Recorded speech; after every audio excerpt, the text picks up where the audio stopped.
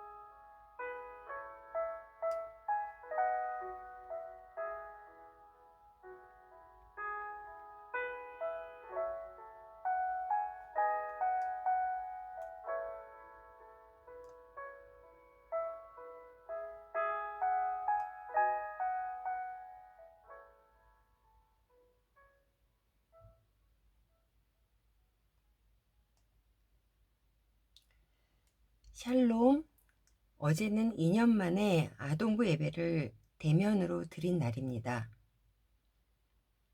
참으로 설레었습니다.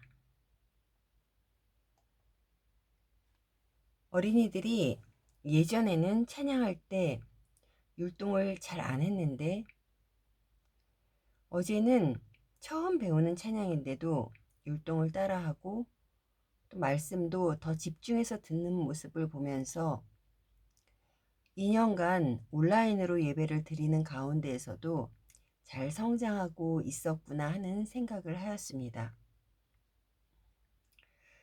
아동부는 2022년 성경 말씀으로 세상을 보는 성경적 세계관을 가지도록 그로잉 EOE 제자 훈련이 시작되었습니다. 성도님들께서 기도로 함께 해주시기를 부탁드립니다. 오늘 말씀으로 들어가 보겠습니다. 요즘 레위기를 묵상하고 있는데요. 레위기는 구약의 제사, 즉 예배에 관한 것을 기록한 책입니다. 그 중에서 오늘은 속건제에 대한 내용입니다. 속죄제와 속건제를 비교해 보자면 속죄제는 죄를 지었을 때 그 죄를 대속하기 위해서 드리는 제사입니다. 속건제는 하나님의 성물에 대하여 또 이웃에게 범한 죄에 대하여 드리는 제사로 보상이 가능한 죄를 지었을 때 드리는 제사입니다. 그래서 속건제는 하나님께 용서를 구하며 제물을 드릴 뿐 아니라 잘못한 부분에 대한 보상 또는 배상을 해야 했습니다. 본문 14절에서 19절에 보니 하나님께 바쳐진 물건을 부지 중에 범하였을 때 속건제를 드리며 잘못에 대한 보상을 하도록 했습니다. 성물에 대한 보상으로는 물건값의 5분의 1을 더해서 제사장에게 상환하도록 하는 것입니다. 예를 들어 하나님께 서원한 것을 바치지 못했거나 11조를 바치지 못했을 때 그것에 대하여 보상을 하고 여호와께 제물을 드렸습니다.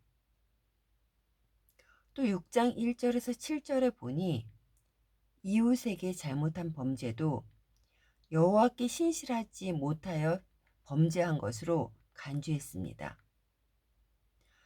예를 들어 남의 물건을 맡아둔 경우에 그 사실을 부인하며 거짓으로 한 모든 행위에 대해 취한 것에 5분의 1을 더하도록 했습니다. 그렇게 배상을 한 후에 여호와께 예물을 드려야 죄가 속함을 받습니다. 하나님께 드리는 제사는 결국 관계 회복을 위한 것입니다. 하나님과의 관계, 또 이웃과의 관계, 그 관계를 회복시키려는 하나님의 마음이 제사에 나타나 있습니다. 속건제를 통해서 이웃 간에 잘못한 것을 풀지 않고 하나님 앞에 나와 잘못을 구하는 것은 하나님과의 올바른 관계를 유지하지 못한다는 것을 알려주고 계십니다.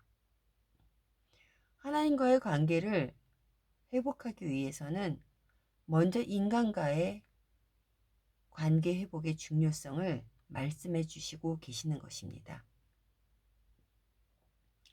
우리는 수많은 이웃과 더불어 살아갑니다.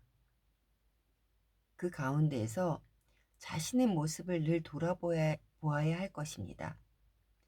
하나님의 자녀로서 거룩함을 잃어버리지 않기 위함입니다. 이 시간 우리는 하나님 앞에 머리 숙여 생각할 시간을 가져야 합니다. 진정 하나님을 속이며 살지는 않았는지, 내 자신을 속이며 살지는 않았는지, 또 이웃을 속이며 살지는 않았는지 말입니다. 우리가 모르는 중에 한 일을 깨닫게 해달라고 구하며 이웃과의 일에서도 잘못을 가볍게 생각하고 지나쳐 버린 것이 없는지 살펴보아야 할 것입니다. 이러한 과정이 없이 습관적으로 드리는 예배는 하나님이 진정으로 원하시는 예배가 아니기 때문입니다. 지금은 사순절 기간입니다.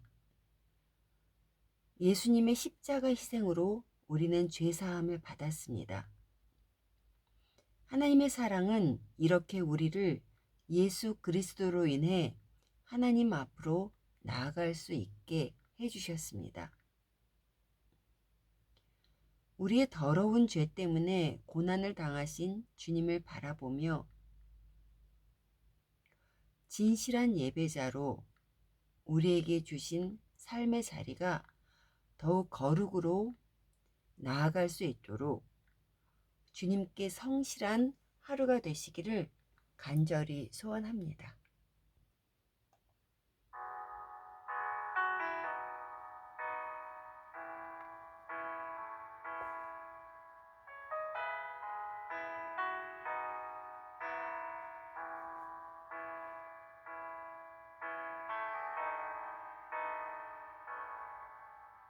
주의 보좌로 나아갈 때 어떻게 나가야 할까?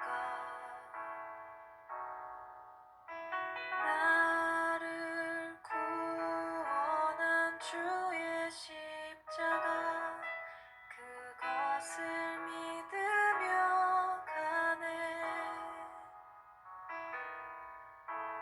주의 보좌로 나아갈 때에 나 여전히 부족하나.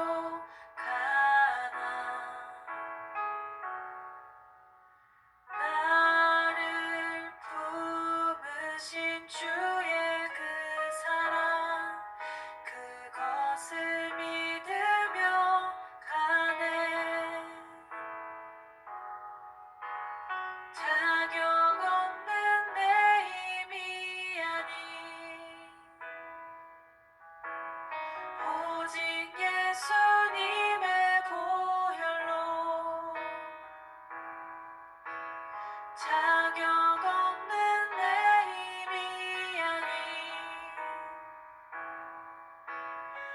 오직 예수님의 보혈로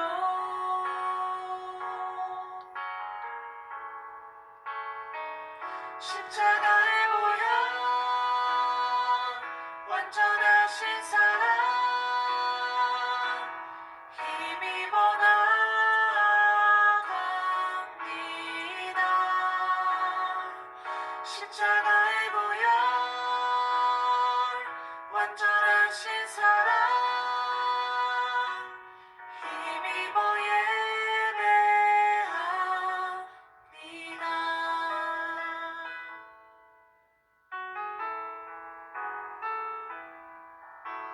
주의 보좌로 나아갈 때에 나 여전히 부족하나.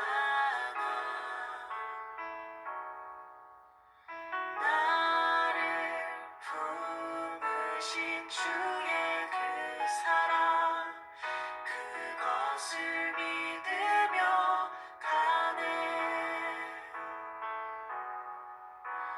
자격 없는 내 힘이 아닌 오직 예수님의 보혈로 자격 없는 내 힘이 아닌 오직 예수님의 보혈로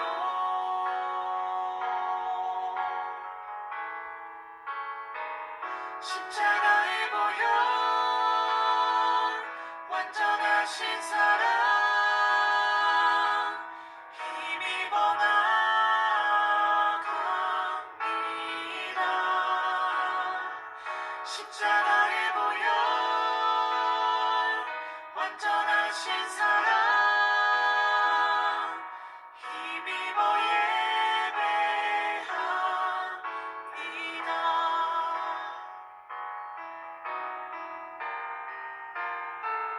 십자가의 보혈 완전하신 사랑 힘입어 나갑니다.